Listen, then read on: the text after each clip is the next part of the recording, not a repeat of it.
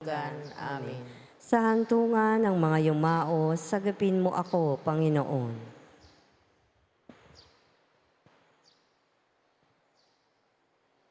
Namatay ako, ngunit masdan mo. Ako'y buhay ngayon at mananatiling buhay magpakailanman. At nasa ilalim ng kapangyarihan ko ang kamatayan at ang daigdig ng mga patay. Sa banal na templo, ang Diyos ay awitan. Purihin sa langit ang lakas na taglay. Siya ay purihin sa kanyang ginawa. Siya ay purihin sapagkat dakila. Purihin sa tugtog ng mga trompeta, awitan sa saliw ng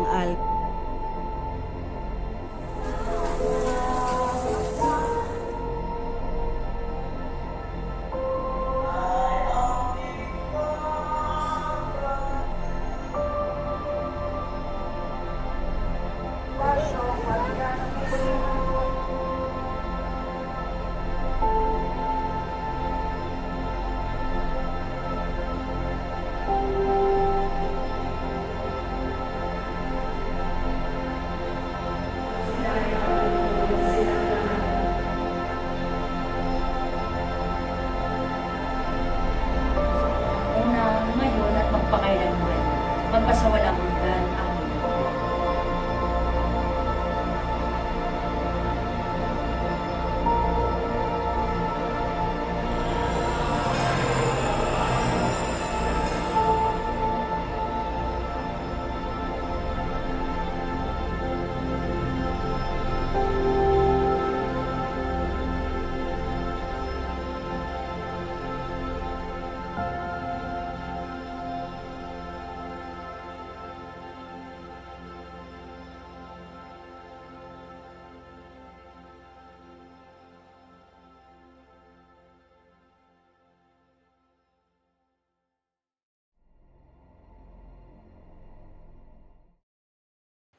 Ang salita ng Diyos.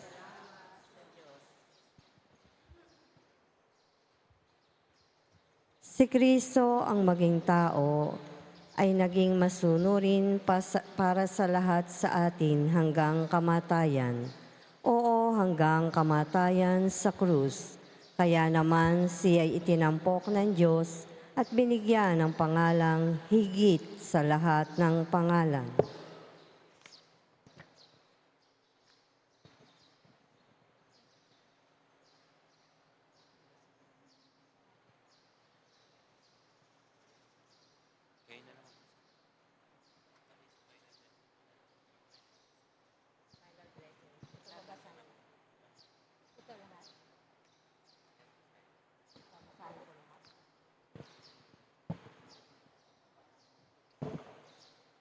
Nanawag ang Panginoon sa kinaroroonan ng mga yumao. Isang di pangkaraniwang bagay ang nangyayari ngayon. Mayroon isang malaking katahimikan sa daigdig, isang malawak na katahimikan ng daigdig, isang malawak na katahimikan at kapayapaan. Ang buong mundo ay tahimik sapagkat ang Diyos ay nahahimlay sa laman at kanyang ginigising ang nahihimlay mula pa ng lalangin ang daigdig. Namatay ang Diyos sa laman at ang kinaroroonan ng mayumao at nanginig sa takot. Siya ay pumanaw upang hanapin ang ating mga unang magulang, tulad ng nawawalang tupa. Kanyang hinagad na dalawin yaong mga nabubuhay sa kadiliman at sa lilim ng kamatayan. Pumanaw siya upang palayain ang mga bihag ni Adan at ni Eva.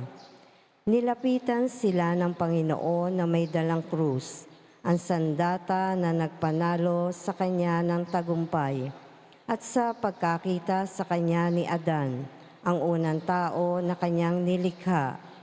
Dinaguka ni Adan ang kanyang dibdib, at sa takot at sinabi sa lahat, "Sumainyo ang Panginoon," at sumagot si Kristo sa kanya, "At sumainyo rin."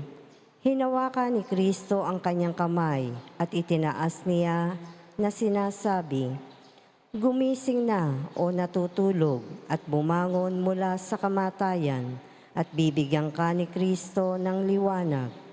Ako ang iyong Diyos at para sa iyong kapakanan ay naging iyong anak dahil sa pag-ibig sa iyo at sa iyong sariling lahi. Ngayon, sa pamamagitan ng aking kapangyarihan, ay aking iniuutos na ang lahat ay nakagapos ay lumapit. Lahat ng nasa kadiliman ay liliwanagan. Lahat ng nahihimlay ay bumangon. Inuutusan kita o nahihimlay na gumising. Hindi kita nilikha para maging bihag ng kinaroroonan ng yumao. Bumangon mula sa kamatayan, sapagkat ako ang buhay ng mga namatay. Bumangon na kayo mga nilikha na aking mga kamay. Tao na nilikha na aking kalarawan. Bumangon na kayo at ating iwan ang lugar na ito, sapagkat kayo ay sumasa akin at ako ay sumasa inyo. Magkasama tayo at bumubuo lamang ng isang katauhan at hindi tayo mapaghihiwalay. Para sa iyong kapakanan, ako ang iyong Diyos ay naging iyong anak. Ako ang Panginoon, ang kumuha ng kalagayan ng alipin. Ako na naninirahan sa itaas ng kalangitan, ay bumaba sa lupa at sa ilalim ng lupa. Para sa iyong kapakanan, para sa kapakanan ng tao, ako ay tumulad sa tao upang makalaya siya mula sa kamatayan. Para sa iyong kapakanan, ikaw na umalis sa hardin ng paraiso, ako ay ipinagkanulo sa mga Hudyo sa hardin at ipinako sa isa ring halamanan. Tingnan ang aking mukha, ang mga lurang, aking tinanggap upang ibalik sa iyo ang buhay na minsan ay inihinga ko sa iyo.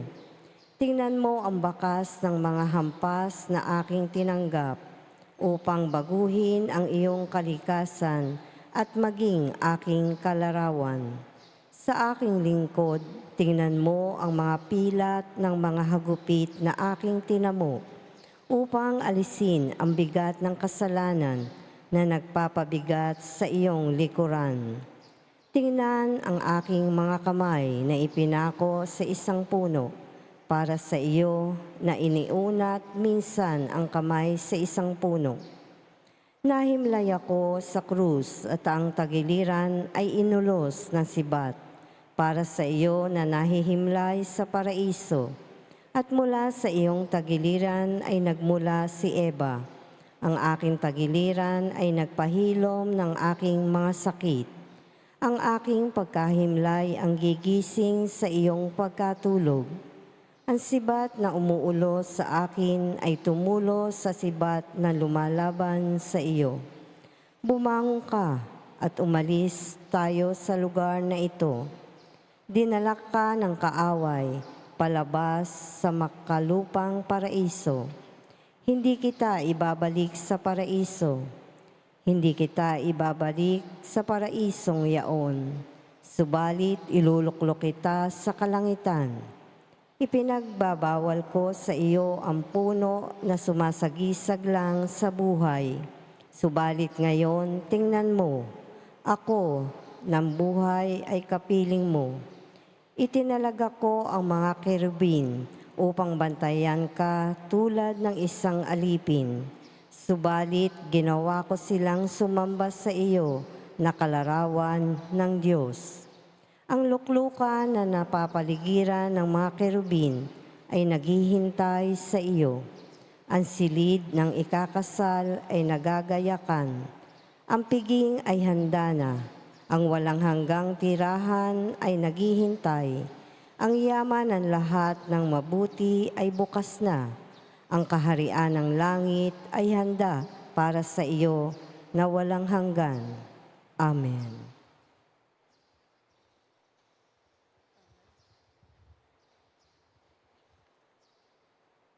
Purihin ang Panginoong Diyos. O manunubos ng sanlibutan, iligtas mo kami sa pamamagitan ng krus na iyong dugo. Tinubos mo kami, pagsamo namin sa iyo, aming Diyos, tulungan mo kami. Purihin ang Panginoong Diyos ng Israel, sapagkat nilingap niya at pinalaya ang kanyang bayan. At nagpadala siya sa atin ng isang makapangyarihang tagapagligtas mula sa lipi ni David na kanyang lingkod. Ipinangako niya sa pamamagitan ng kanyang mga banal na propeta noong una na ililigtas niya tayo sa ating mga kaaway at sa mga kamay ng lahat ng napopuot sa atin. Ipinangako rin niya na kahabagan ng ating mga magulang at alalahanin ang kanyang banal na tipan. Iyan ang sumpang binitiwan niya sa ating amang si Abraham, na ililigtas tayo sa ating mga kaaway. Upang walang takot na makasamba sa kanya at maging banal at matuwid sa kanyang paningin habang kayo'y nabubuhay. Ikaw naman, anak, ay tatawaging propeta ng kataas-taasan, sapagkat mauna ka sa Panginoon upang ihanda ang kanyang daraanan. At ituro sa kanyang bayan ang landas ng kaligtasan, ang kapatawaran ng kanilang mga kasalanan. Sapagkat lubhang mahabagin ng ating Diyos, magbubukang liwayway sa atin ang araw ng kaligtasan, upang magbigay liwanag sa mga nasa kadiliman at nasa ilalim ng kamatayan, at patnubayan tayo tungo sa daan ng kapayapaan.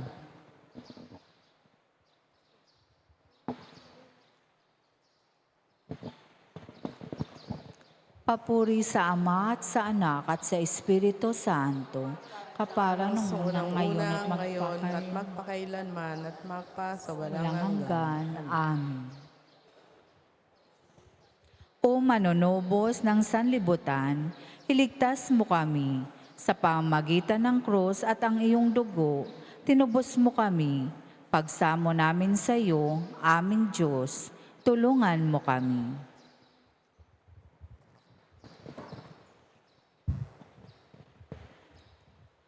Ang ating manunubos ay nagdusa at inilibing para sa atin upang muling mabuhay. Buong pag-ibig natin siyang sambitin at atin ngayon sabihin. Panginoon, kaawaan mo kami. Hesukristo na aming manunubos, ang iyong nagdadalamhating ina ay nananatiling nakatayo sa paanan ng krus at nakibahagi sa iyong pagdurusa. Sa aming kalungkutan, makihati nawa kami sa iyong paghihirap. Panginoon, kaawaan mo kami. Hesukristo na aming Panginoon, tulad ng butil ng trigo na nahuhulog sa lupa, pinatubo mo sa amin ang masaganang ani ng biyaya. Mamamatay nawa sa kasalanan at mabuhay para sa Diyos. Panginoon, kaawaan mo kami. Hesukristo, ang mabuting pastol, sa iyong kamatayan nananatili kang nakatago sa mundo. Turuan mo kami na mahalin ang natatagong buhay sa piling mo kasama ng Ama. Panginoon, kaawaan mo kami. Hesukristo, ang bagong Adan, pumasok ka sa kaharian ng kamatayan upang palayain ang lahat ng matuwid mula pa ng lalangin ng sandaigdigan. Nawa ang lahat ng nahihimlay sa kamatayan ng kasalanan ay marinig ang iyong tinig at mabuhay namang muli. Panginoon, kaawaan mo kami. Hesukristo, anak ng Diyos, sa pamagitan ng binyag, kami ay nalibing kasama mo at muli kaming nabuhay kasama mo. Nawa lumakad kami sa bagong buhay. Panginoon, kaawaan mo kami.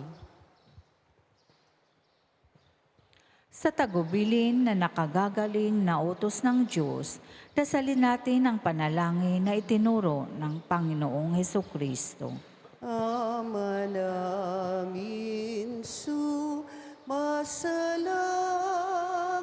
ka, sambahin ang ngalan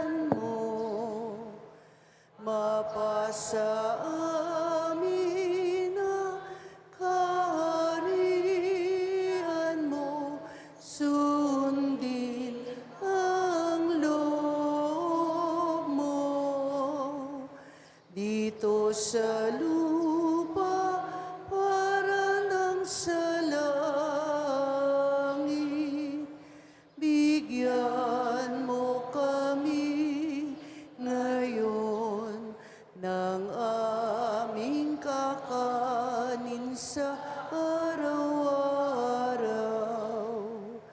at patawarin mo ang aming mga sala para ng pagpapatawad namin sa nagkakasala sa amin.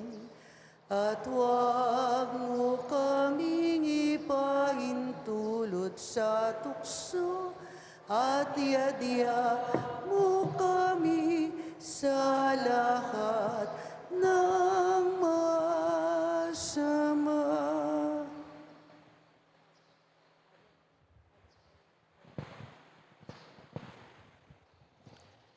Amang makapangyarihan, ang iyong bugtong na anak ay nanaog sa kinaroroonan ng mga yumao at bumangong taglay ang kaluwalhatian.